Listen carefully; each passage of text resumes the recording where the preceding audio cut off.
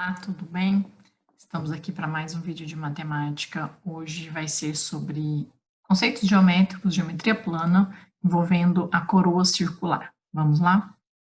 A figura mostra uma praça circular que contém um chafariz no seu centro e, em seu entorno, um passeio. Aqui está o desenho da praça circular, o chafariz no centro, e o passeio exatamente como se fosse essa calçada ao redor todo do chafariz.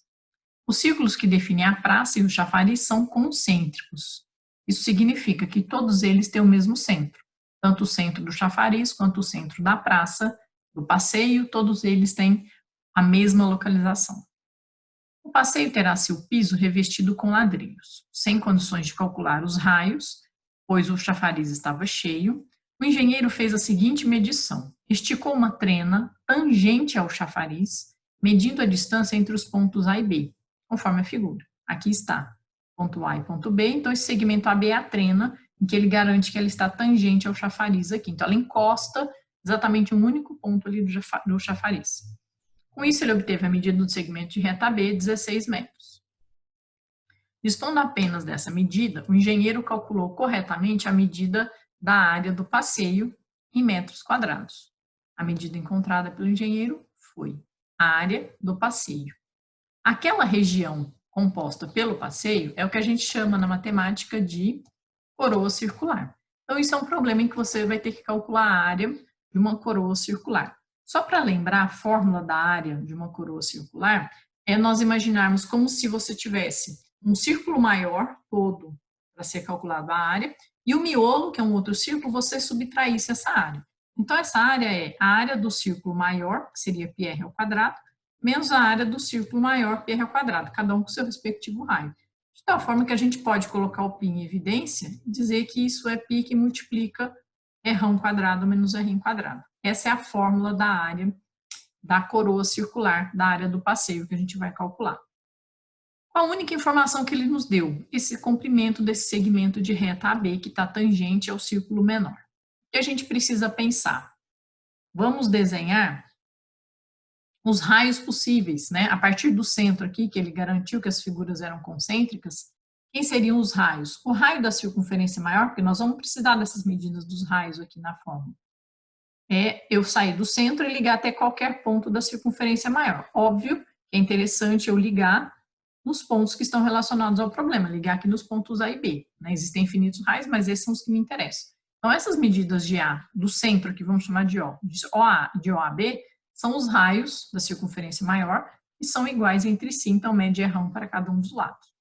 Nesse momento, a gente já percebe, então, que o triângulo AOB é um triângulo isósceles, porque ele tem dois lados iguais.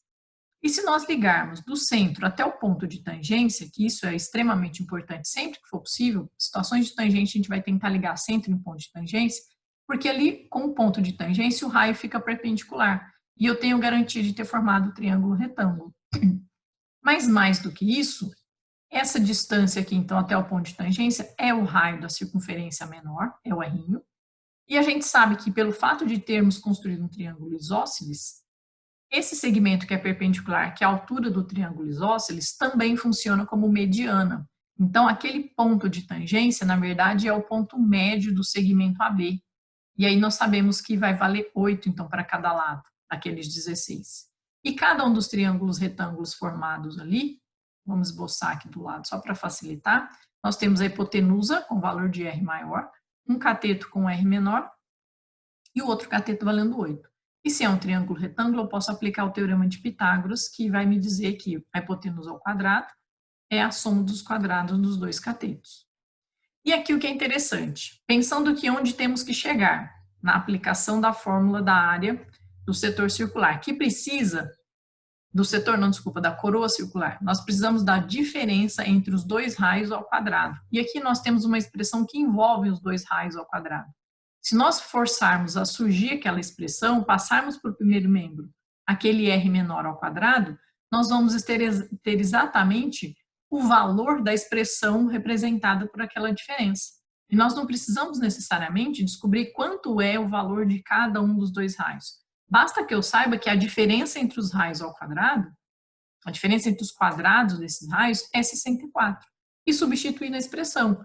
Como a minha área era π vezes a diferença dos dois raios elevados ao quadrado, é só trocar, então, aquela expressão por 64.